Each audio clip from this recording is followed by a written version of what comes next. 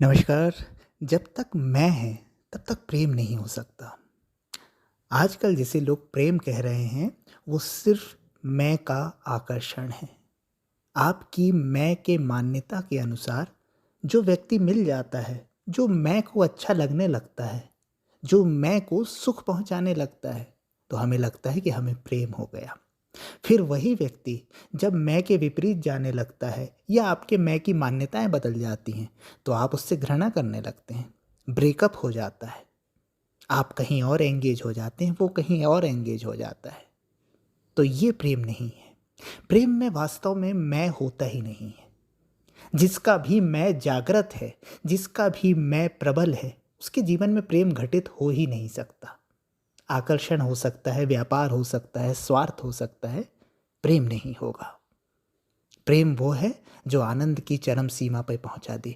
प्रेम वो है जो मुक्त कर दे। प्रेम वो है जो मन की सीमाओं के पार कर दे।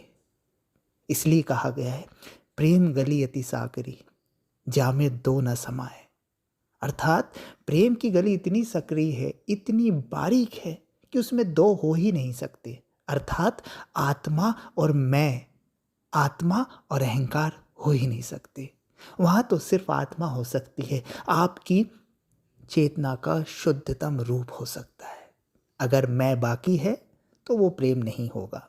और अगर आपको लगता है तो थोड़े दिन इंतज़ार करिए, आप भी बदलेंगे, सामने वाला भी बदलेगा, फिर रास्ते अलग होंगे, फिर कोई नया रास्ता मिलेगा और वही दौड़ जो चलती आई है चलती रहेगी। इसे किसी एक रिश्ते तक सीमित मत कीजिएगा। इस समझ को किसी एक रिश्ते पे मत खड़ा कर लीजिएगा। अपने जीवन में देख लीजिएगा, अतीत से लेके आज तक क्या सच में प्रेम था, या स्वार्थ था, या मात्र आकर्षण था, या मात्र कोई कामना वासना जन्म ले रही थी, जिसके पूरा होते ही अब वो बात नहीं रह गई, अब वो बात समाप्त होने लगी। अगर ये चल रहा है तो इसे बदलिए, स्वयं को जानिए। अगर नहीं जानेंगे तो फिर भटकते रहेंगे, फिर उलझते रहेंगे, फिर परेशान ही रहेंगे।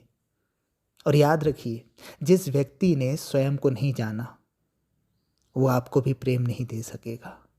अगर आपने भी स्वयं को नहीं जाना तो आप भी प्रेम नहीं दे सकेंगे। थोड़े दिन का सुख दे सकेंगे या सुख ले सकेंगे, पर वो अस्थायी होगा, वो किसी चीज़ पर निर्भर होगा। शुद्धतम प्रेम निर्भरता पर नहीं होता, वो बस होता है।